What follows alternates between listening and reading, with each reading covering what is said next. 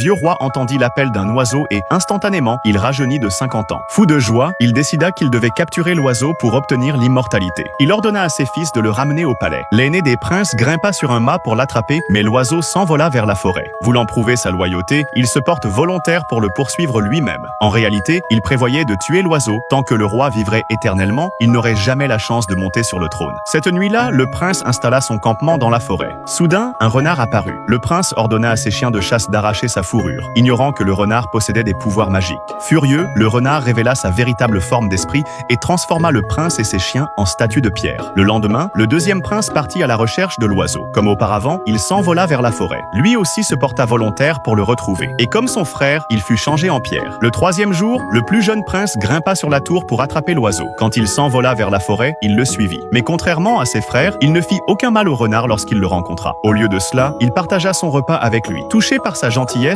le renard lui révéla la vérité. L'oiseau ne se trouvait pas dans la forêt, mais dans le royaume des démons, à des milliers de kilomètres de là. Le prince se sentit découragé, mais le renard se transforma en un beau jeune homme et lui proposa son aide. Ensemble, ils atteignirent le royaume des démons, où l'oiseau se cachait dans l'arbre au trésor. Le renard avertit le prince de ne pas ouvrir la bouche, car les poires de l'arbre risquaient d'y entrer et de faire du bruit. Mais le destin en décida autrement. Le prince prit une grande inspiration et une poire vola directement dans sa bouche. Les démons entendirent le bruit et capturèrent le prince, le conduisant devant leur roi. Furieux, le roi des démons menaça de l'envoyer au 18e niveau de l'enfer. Désespéré, le prince expliqua sa situation. Le roi des démons accepta d'épargner sa vie, mais à une condition, il devait traverser la mer et ramener une princesse d'un château lointain. Craignant pour la sécurité du prince, le renard insista pour prendre les choses en main. Sur le rivage, il utilisa une feuille de bananier pour créer un bateau et ils traversèrent la mer. Lorsqu'ils atteignirent le château légendaire, le renard transforma le bateau en une paire de chaussures dorées et se déguisa en vieux cordonnier. Il se promena devant la fenêtre de la princesse, exhibant les chaussures scintillantes. Émerveillée, la princesse descendit en courant pour les essayer. Dès qu'elle les enfila, elle tomba dans le piège du renard.